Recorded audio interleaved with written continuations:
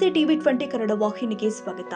Sir M Visvesvaraya ಅವರ ಸತತ ಪರಿಶ್ರಮದಿಂದಲೇ ಅಂದು ಅವಿಭಜಿತ ಜಿಲ್ಲೆಗಳು ಆದ ಚಿಕ್ಕಬಳ್ಳಾಪುರ ಮತ್ತು ಕೋಲಾರ ನಡುವೆ ನ್ಯಾರೋ ಗೇಜ್ ರೈಲು ಸಂಚಾರ ಆರಂಭವಾಗಿತ್ತು ಅಂತ 10ನೇ ಕನ್ನಡ ಸಾಹಿತ್ಯ ಸಮ್ಮೇಳನದ ನಿಕಟಪೂರ್ವ ಸಮ್ಮೇಳನಾಧ್ಯಕ್ಷ ರೂಪಸಿ ರಮೇಶ್ ತಿಳಿಸಿದ್ದಾರೆ.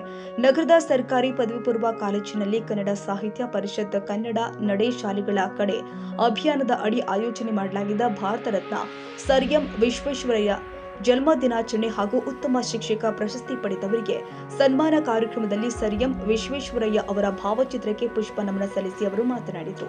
ವಿಶ್ವೇಶ್ವರಯ್ಯ ಅವರ ಕೊಡುಗೆ ಇಡೀ ಜಗತ್ತಿಗೆ ಇದೆ. ಆದರೆ ಅವರ ಹುಟ್ಟೂರು ಚಿಕ್ಕಬಳ್ಳಾಪುರ ಜಿಲ್ಲೆ, ಆಗಿನ ಕೋಲಾರ ಜಿಲ್ಲೆಗೆ ರೈಲು ಸಂಚಾರ ಇರಲಿಲ್ಲ. ಆ ನೋವು ಅವರನ್ನ ಬಹಳವಾಗಿ ಕಾಡ್ತಾ ಇತ್ತು. ಇಲ್ಲಿ ಯಾವುದೇ ನದಿ ನಾಲೆಗಳು ಇಲ್ಲದ ಕಾರಣ ಅವರು ಬಹಳ ಬೇಸತ್ತಿದ್ರು ಎಂದಿದ್ದಾರೆ. ಕೊನೆಗೆ ಮೈಸೂರು ಮಹಾರಾಜರ ಮನವೊಲಿಸಿ ಅವರ ಹುಟ್ಟಿದ ಊರಿನ ಈ ಭಾಗದಲ್ಲಿ ನ್ಯಾರೋ ಗೇಜ್ ರೈಲು ಸಂಚಾರ ಆರಂಭಿಸಿದ್ರು ಎಂದು ಹೇಳಿದರು. ಕನ್ನಡ ಸಾಹಿತ್ಯ ಪರಿಷತ್ ಅಧ್ಯಕ್ಷ ಪಟೇಲ್ ನಾರಾಯಣಸ್ವಾಮಿ ಅಧ್ಯಕ್ಷತೆ ವಹಿಸಿ ಮಾತನಾಡಿದರು. ಕಾರ್ಯಕ್ರಮಗಳನ್ನ ನಡೆಸಿಕೊಂಡು 1914ರಲ್ಲಿ ಈ ಕಾರ್ಯಕ್ರಮ ಪ್ರಾರಂಭ ಆಯಿತು. ಎಸ್ ವಿ ನಾಗರಾಜರಾವ್ ಅವರು ತಾಲೂಕು ಅಧ್ಯಕ್ಷರಾಗಿದ್ದಾಗ 80 ಸ್ಕೂಲ್ಗಳನ್ನ ನಿಧಿ ಮಾಡಿದ್ರು. ಆ 80 ಸ್ಕೂಲ್ಗಳಲ್ಲಿ 20 ಸ್ಕೂಲ್ಗಳು ನನಗೂ ಮತ್ತು ಕೃಷ್ಣ ಮಾಸ್ಟರ್ಗೆ ಕೊಟ್ಟಿದ್ರು, ಸರಸ್ವತಿ ಕಾನೂನು ಕೃಷ್ಣ ಮಾಸ್ಟರ್ಗೆ. ಆಗ ಗೊತ್ತಾಯಿತು ನಮ್ಮ ತಾಲೂಕಿನಲ್ಲಿ ಶಾಲೆಗಳಲ್ಲಿ ಕನ್ನಡದ ಬಗ್ಗೆ, ಕನ್ನಡ ಸಾಹಿತ್ಯದ ಬಗ್ಗೆ ಎಷ್ಟು ಅರಿವಿದೆ ಅಂತ ಬಹಳ ನೋವಾಯಿತು. ಆ ನೋವಿನ ಸರಿಪಡಿಸಿಕೊಳ್ಳುವ ನಿಟ್ಟಿನಲ್ಲಿ ಅವತ್ತು ನಾವು ಎಸ್ ವಿ ನಾಗರಾಜ್ ನಾವು ಬೈಕೊಂಡ್ವಿ, ಇದೆಲ್ಲಪ್ಪ 15 ದಿನ ಹೋಗ್ಬೇಕೆ ಗಾಡಿ ಎತ್ಕೊಂಡು ಹಳ್ಳಿಗೂ ಅಂತ. ಆಮೇಲೆ ಗೊತ್ತಾಯಿತು ಅವರು ಯಾಕೆ ಅಷ್ಟೇ ನಮ್ಗೆ ಆದೇಶ ಕೊಟ್ಟರು ಅಂತ. ಅದರ ಒಂದು ಪ್ರಯೋಜನ ಇವತ್ತಿನವರೆಗೂ ಪಟೇಲ್ ನಾರಾಯಣಸ್ವಾಮಿ ಅವರು ನಡೆಸ್ಕೊಂಡು ಬರ್ತಾ ಇದ್ದಾರೆ. ಬಂಧುಗಳೇ, ಕನ್ನಡ ಸಾಹಿತ್ಯ ಪರಿಷತ್ತಿನ ಒಂದು ಕಾರ್ಯಕ್ರಮ ಕೇವಲ ನಗರಕ್ಕೆ ಮಾತ್ರ ಸೀಮಿತವಾಗಿತ್ತು. ಇದೀಗ ಗ್ರಾಮಾಂತರ ಮಟ್ಟದಲ್ಲೂ ಸಹ ಸಾಹಿತ್ಯ ಪರಿಷತ್ತಿನ ಕಾರ್ಯಕ್ರಮಗಳು ಅನುಚಾನವಾಗಿ ನಡೀತಾ ಇದೆ ಮತ್ತು ತಾಲೂಕು ಸಮ್ಮೇಳನ ಸಹ ಬಹಳ ವಿಜೃಂಭಣೆಯಿಂದ ನಡೀತಾ ಇದೆ. ಕನ್ನಡ ಸಾಹಿತ್ಯ ಪರಿಷತ್ತಿನಿಂದ ಕೇವಲ ಸಾಹಿತಿಗಳನ್ನೇ ಅಲ್ಲದೆ ಕಲಾವಿದರನ್ನ, ವಿದ್ಯಾರ್ಥಿಗಳನ್ನ, ಪ್ರತಿಭಾವಂತರನ್ನ ಪ್ರೋತ್ಸಾಹ ಮಾಡುವ ಒಂದು ನಿಟ್ಟಿನಲ್ಲಿ ಸತತ ಪರಿಶ್ರಮ ಮಾಡ್ತಾ ಇದೆ. ನಿಮಗೊಂದು ಗೊತ್ತಿರಬೇಕು, ಸರ್ಕಾರದಿಂದ ಕಳೆದ 3 ವರ್ಷಗಳಿಂದ ಒಂದೇ ಒಂದು ಪೈಸಾ ಸಹ ಅನುದಾನ ಬಂದಿಲ್ಲ.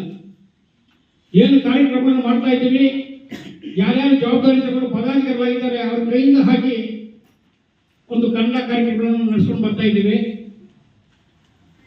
ಕಾರ್ಯಕ್ರಮ ನಡೆಸೋದಂದ್ರೆ ಅಷ್ಟು ಸುಲಭವಾಗಿ ಮಾತಲ್ಲ. ಪೂರ್ವಭಾವಿ ತಯಾರಿ ಆಗಬೇಕು, ಸಂಪನ್ಮೂಲ ಕ್ರೋಢೀಕರಣ ಮಾಡಬೇಕು, ಒಂದು ಯೋಜನೆ ಮಾಡಬೇಕು, ಅದನ್ನ ಕಾರ್ಯರೂಪಕ್ಕೆ ತರಬೇಕು. ಅಂದಮೇಲೆ ಎಷ್ಟು ಟೀಕೆಗೆ ಬರ್ತವೆ ಅಂತ ನನಗೆ ಚೆನ್ನಾಗಿ ಗೊತ್ತು, ಅದನ್ನು ವಹಿಸಬೇಕು. ಹೀಗೆಲ್ಲ ಮಾಡಿ ಇವತ್ತು ಕನ್ನಡ ಸಾಹಿತ್ಯ ಪರಿಷತ್ತು, ಶಿಡ್ಲಘಟ್ಟ ಸಾಹಿತ್ಯ ಪರಿಷತ್ತು ತನ್ನದೇ ಆದ ಕೊಡುಗೆಯನ್ನು ರಾಜ್ಯ ಸಾಹಿತ್ಯ ಪರಿಷತ್ತು ಕೊಟ್ಟಿದೆ.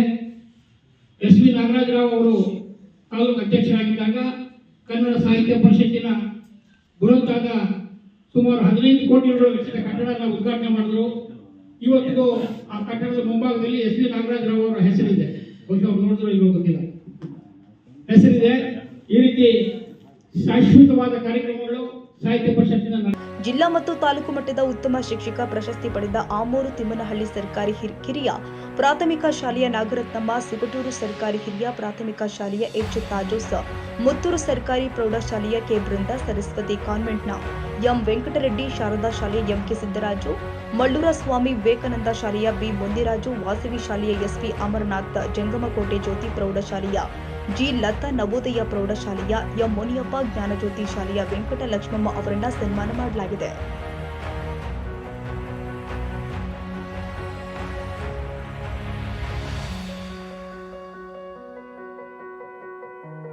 ಕನ್ನಡಿಗರ ಮೆಚ್ಚಿನ ನಿಮ್ಮ ಟಿವಿ 20 ಕನ್ನಡ ವಾಹಿನಿ ಇದೀಗ ಟಿವಿಯಲ್ಲಿ ಲಭ್ಯ. ಕರ್ನಾಟಕ ಮತ್ತು ದೇಶ ವಿದೇಶದ 360 ಡಿಗ್ರಿ ಸುದ್ದಿ ವಿವರವನ್ನ ಪಡೆಯುವುದಕ್ಕೆ TV20 ವಾಹಿನಿಯನ್ನು ಲೈಕ್ ಮಾಡಿ, ವಿಡಿಯೋಗಳನ್ನು ಶೇರ್ ಮಾಡಿ, ಕಮೆಂಟ್ ಮಾಡಿ, ಸಬ್ಸ್ಕ್ರೈಬ್ ಮಾಡಿ.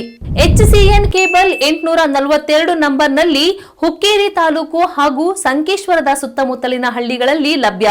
PCN ಕೇಬಲ್ 129 ನಂಬರ್ನಲ್ಲಿ ಹಾರುಗೆರೆ ಸುತ್ತಮುತ್ತಲಿನ ಹಳ್ಳಿಗಳಲ್ಲಿ ಲಭ್ಯ.